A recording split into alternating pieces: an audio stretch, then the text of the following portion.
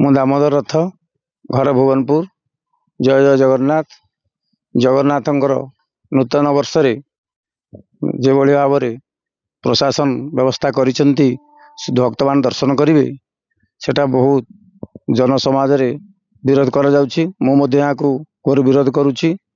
ଭଗବାନ ଭକ୍ତଙ୍କ ପାଇଁ, ଭକ୍ତ ଭଗବାନ ପାଇଁ ଉଭୟ ପରିପୂରକ। ଆମେ ଭଗବାନ ପାଇଁ ଅପେକ୍ଷା କରିବା, ଭଗବାନ ଆମ ପାଇଁ ଅପେକ୍ଷା ନ କରନ୍ତୁ। ଆମେ ବୋଧେ କଷ୍ଟ ପାଉ, କିନ୍ତୁ ଭଗବାନ କଷ୍ଟ ନ ପାଆନ୍ତୁ। ତେଣୁ ଏହା ରହି ଆସିଅଛି ବହୁ ପୁରାତନ ସମୟରୁ।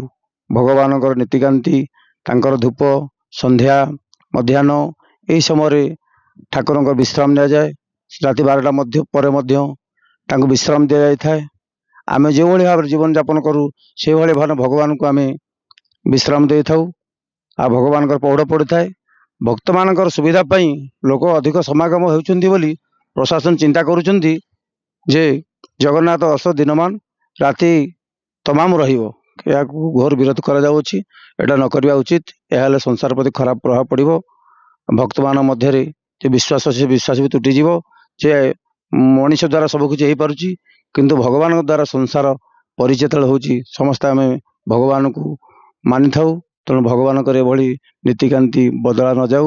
ଯେଭଳି ଭାବରେ ରହି ଆସିଅଛି ସେଭଳି ରହୁ। ଏହା ହେଲେ ଜଗତର କଲ୍ୟାଣ ହେବ।